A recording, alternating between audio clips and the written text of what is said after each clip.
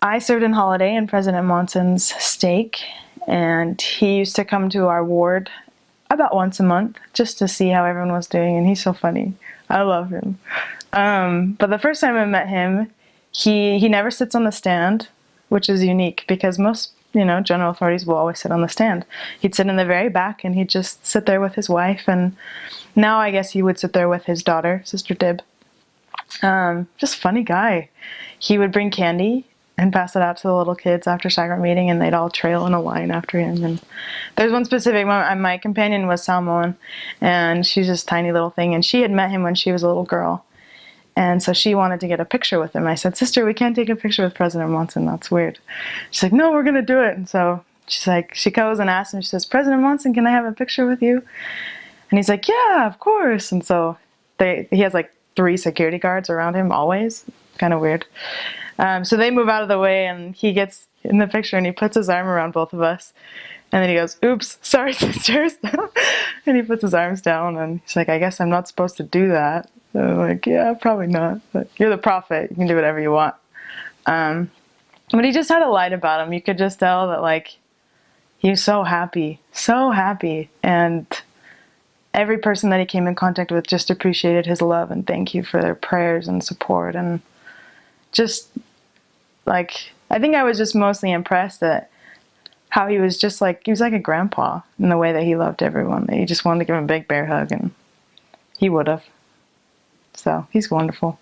I saw all of the 12 apostles and the first presidency while I was on my mission. One of those really neat experiences was when Meet the Mormons came out. I was on my mission. And about 9 months prior, before it actually came out, they had the viewing for the general authorities. And so they asked me and my companion and a few other companionships to usher for the video for the general authorities to see it. And so I remember that was like one of the highlights of my mission, being so excited for this day. And we show up, and I was in charge of the cast section, so where all the cast members, all the people who were in it, David Archuleta, we got to show them to their seats. And then all of a sudden, I remember Elder Perry walked through the door, and all of a sudden he shook our hand, and he said, "What miracles have you seen today?" And it was about 9:30 in the morning, so we had just finished our studies and come straight there. And I was so shocked, I didn't know exactly what to say. I was like deer in headlights for a little bit. And then I finally just shared with him a scripture that I read that morning in personal study. I'm really glad that I had a very good revelatory study that morning. And then Elder Holland invited us to watch the video with them, so we got to watch it with the general authorities.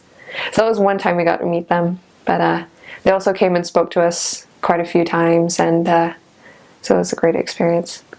We had a visit from a general authority, Elder Nielson, and one of the 70, and the lesson he taught us that day has stuck with me, and I think of it almost daily.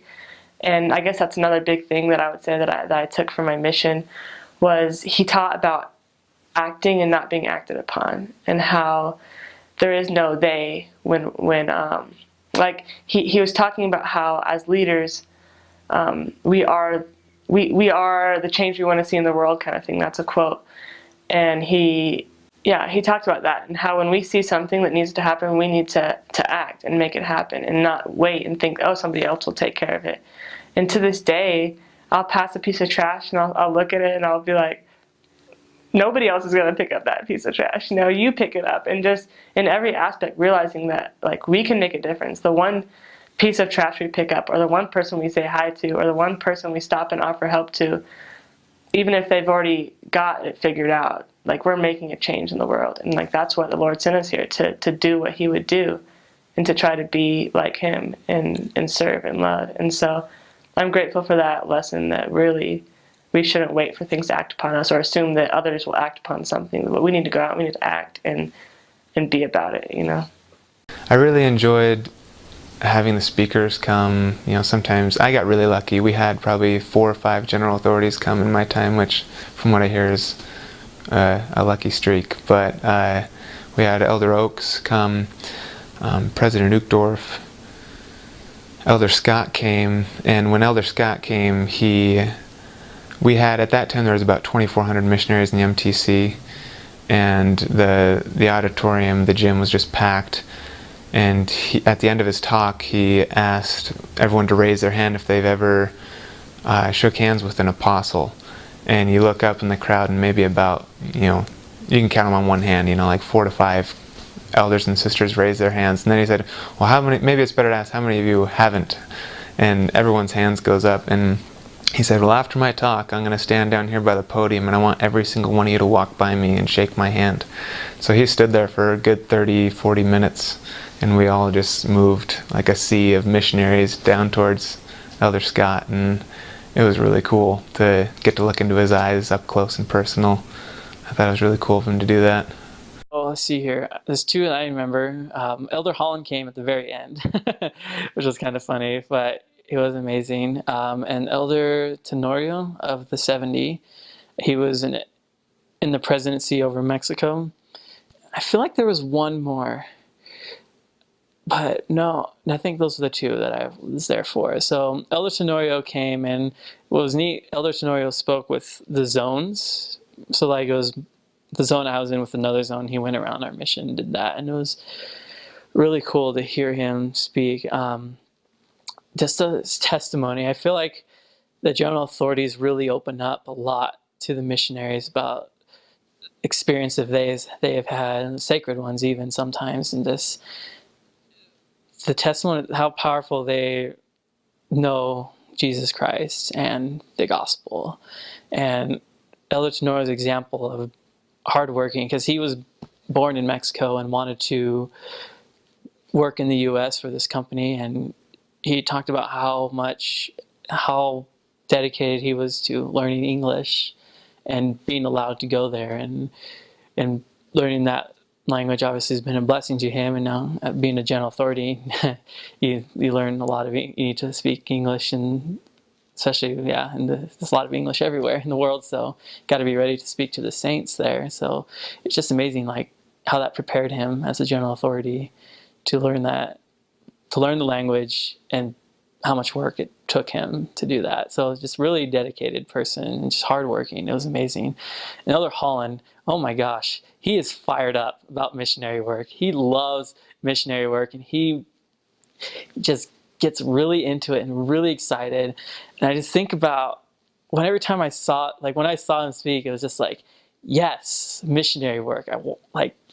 We're here to do that. Like, let's go and do the work and baptize everybody we talk to, So, and again, he shared experiences he had, and as a missionary and as an apostle, and following the Spirit, and just things he experienced in his life that prepared him, but focused mainly on being a missionary and working really hard. And just talked about, actually with him, Elder Holland was the presidency of Mexico, so Elder Tenorio actually showed up again, but I don't think he spoke that time. But Elder Scott Grow of the 70, he talked about being a missionary, and how even as a general authority, you can never get that same spirit as a missionary. You're so close to the Spirit as a missionary. So I thought that was really interesting, and how important it is being a missionary, and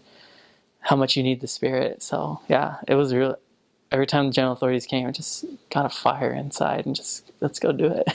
Elder Ballard had a warm spirit in his home, and he hugged us, and he said, tell your moms that you're being good missionaries, and Elder Ballard says so, which was so neat. I remember, writing my letter that week and telling about that experience, which was super neat. And I met a few other apostles because I served in the Salt Lake City, Utah mission. I remember one time in an elevator, there was Elder Oaks, and we got to shake his hand and talk to him for a few minutes. And another time I was out walking on State Street and met El Tom Perry, and I shook his left hand because his right hand was full of things.